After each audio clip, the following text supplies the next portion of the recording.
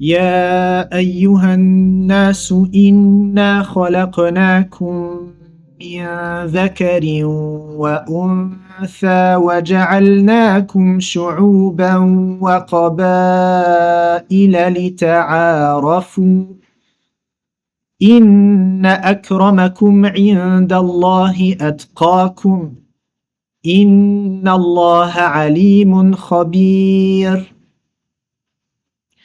Salam alaikum wa rahmatullahi wa barakatuhu, très chers frères, très chères sœurs, en islam et en humanité, puisque notre sujet insiste sur ce rapport fraternel avec tous les êtres.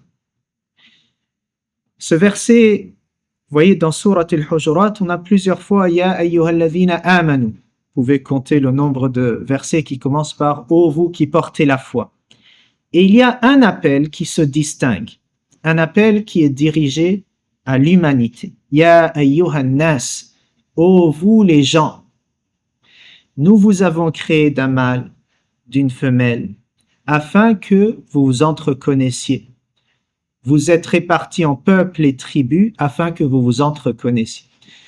La différence, toutes les distinctions qu'il peut y avoir dans les couleurs, les langues, les cultures, etc., c'est une richesse qui permet aux uns aux autres d'en apprendre. S'entreconnaître, c'est donc déjà j'ai le respect et je vais vers l'autre et j'en apprends sur l'autre avec une ouverture de l'esprit, une ouverture du cœur et je suis là réceptif et on apprend mutuellement les uns des autres, on se rend service et forcément le savoir, il va mener à des actions, etc.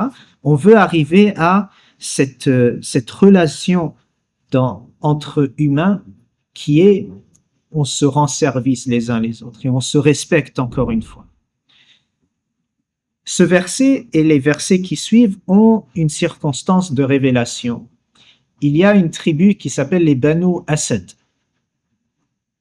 Ils sont venus voir le prophète sallallahu alayhi wa sallam, c'était la première fois qu'ils le rencontraient et ils n'avaient jamais participé aux batailles, etc., qui avaient été faites contre les musulmans. Les Banu Asad, lorsqu'ils sont venus, ils ont vu que dans la société médinoise, il y a des compagnons qui sont de différentes origines et aussi de différents statuts sociaux. Et donc, il y a eu de la part de certains des moqueries ou dédaigner certaines personnes. Par exemple, vous entendez parler de Bilal, Ibn Rabah, Khabbab, Ibn al-Arat, Salman, Al-Farisi, Ammar, Ibn Yasir. Ces compagnons parmi d'autres, encore une fois, qui ont différentes origines, différents statuts sociaux, et eux ont trouvé ça inapproprié qu'on soit mélangé avec eux. Et le verset, donc parmi les circonstances de révélation, c'est cette attitude-là. Pour dire, toi, lorsque tu es auprès de ton frère, auprès de ta sœur, encore une fois, il y a ce respect qui est fondamental et cette volonté d'en apprendre davantage pour qu'on soit utile les uns aux autres. Donc voilà ce qu'on veut, Inch'Allah, atteindre. Et durant le mois de Ramadan, on concrétise cela puisqu'on est toujours, toute l'année, on est alignés en prière, mais durant le mois de Ramadan, les mosquées sont encore plus remplies, encore plus l'occasion de faire connaissance, de concrétiser ce merveilleux verset.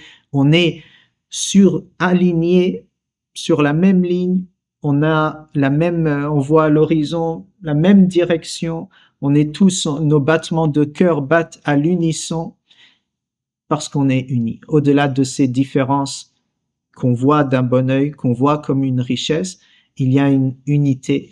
On est tous devant Dieu, frères et sœurs, et ce qui va faire la qualité de l'un sur l'autre, c'est sa conscience intime de Dieu, sa taqwa, dont on a parlé dans une précédente vidéo, et au final, seul Dieu a l'ilm, seul Dieu a le savoir, seul Dieu est alim, khabir, seul Dieu, subhanahu wa ta'ala, sait ce qui fait la qualité d'une personne sur une autre. Toi et moi, on a accès aux apparences et on s'entraide pour cette taqwa qu'on la mérite tous ensemble.